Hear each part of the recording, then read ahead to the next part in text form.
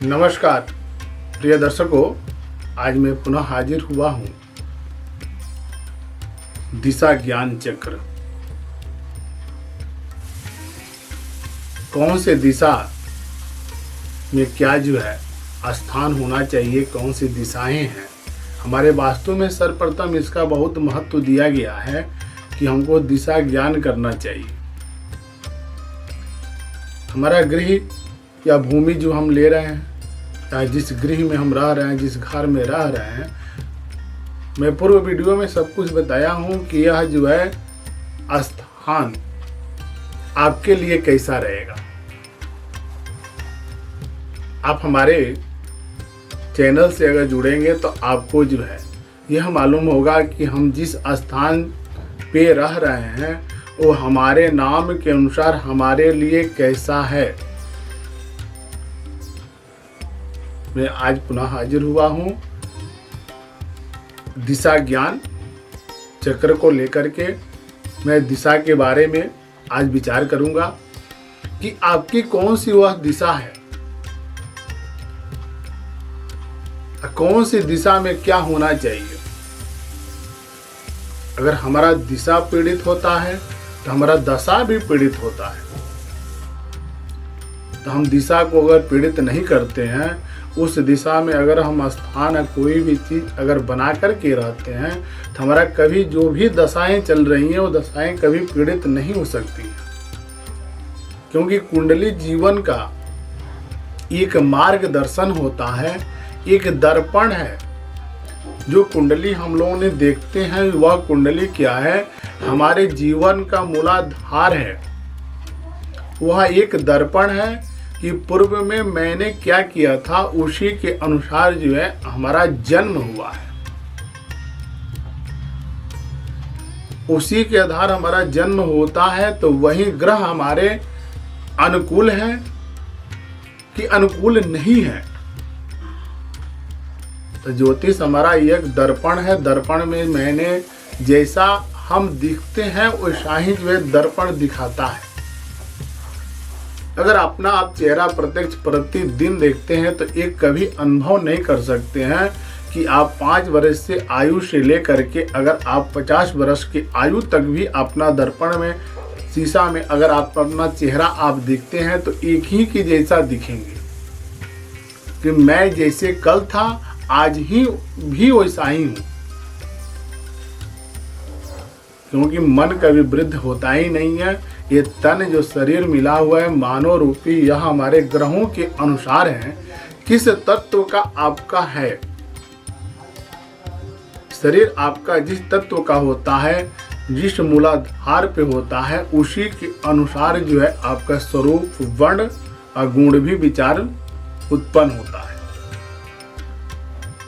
तो हमारे लिए जो वास्तु पुरुष है, हम कौन से तत्व के हैं, किस दिशा का स्वामी है वह, और उस पर हमारा किस दिशा में हम कौन सा काम अगर करते हैं तो हमारे लिए लाभप्रद होता है, यह वास्तु ही संबोधित करता है। थोड़ा कुंडली अगर देख रहे हैं, कुंडली के अनुसार सब कुछ अगर हम कर ही रहे हैं फिर भी हमको उसमें उत्तम लाभ नहीं प्राप्त हो रहा है, तो आप अपने दृष्टिकोण को एक वास्तु पर ही आप विचार करके देखें। क्योंकि आपका जीवन जो प्रारंभ होता है वह गृह से ही होता है, घर से ही होता है। अगर वह आपका पीड़ित होता है, दूषित होता है, तो आपके जीवन में कभी उत्तम फल की प्राप्ति नहीं होती है। तो सर्वप्रथम दिशा ज्ञान होना जरूरी है। यह निश्चित है कि आप किस दिशा में रहते हैं, वह दिशा आपके लिए कैसा लाभप्रद है कि नहीं है। ये देखिए, मैंने दिशा ज्ञान के लिए एक बनाया हुआ है कि यह आपका पूर्व दिशा होता है। ये अग्नि है, ये दक्षिण है, नैऋत्य है, इसको पश्चिम दिशा बोलते हैं, वायव्य बोलते हैं। हमारा उत्तर दिशा होता है, ईशान कोण होता है।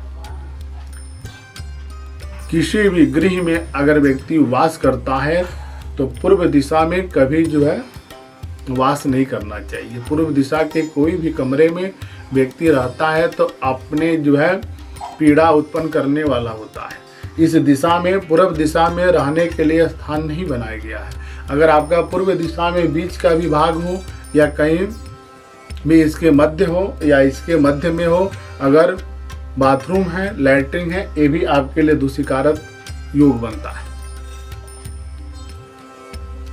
अगर आपका इस दिशा में, अगर कमरे में आप रहते हैं या रहने का स्थान बना चुके हैं, तो यह आपके लिए लाभप्रद नहीं रहेगा। एक ना एक किसी न किसी कारणवश आपको दूषित करता रहेगा, जिसके लिए आप जो है थोड़ा संघर्ष अधिक करते हैं।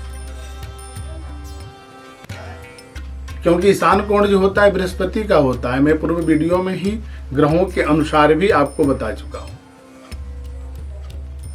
यह दिशा जो है आपके लिए उत्तम फलदायक नहीं होता है। यह दिशा ईशान कोण जो होता है देवगुरु बृहस्पति का होता है। यहाँ बैठ कर के आप आराधना करिए, पूजन पाठ कर सकते हैं। बच्चों के लिए पठन पाठन के लिए पूर्व दिशा सबसे उत्तम श्रेष्ठदायक माना गया है। इस कमरे में आप बच्चों को रख सकते हैं, बच्चों को पढ़ा सकते हैं। आप अपने दाम्पत्य जीवन को सुखी अगर करना चाहते हैं तो आपके लिए स्थान कभी भी शुभ ग्रहों के स्थान पे नहीं होता है। जो हमारे पापी ग्रह होते हैं, शनि होते हैं, मंगल है, जो हमारे सबसे श्रेष्ठ कारक ग्रह माना गया है, उसके स्थान पे रहने से व्यक्ति के जीवन में उत्तम वृद्धि योग बनाते हैं।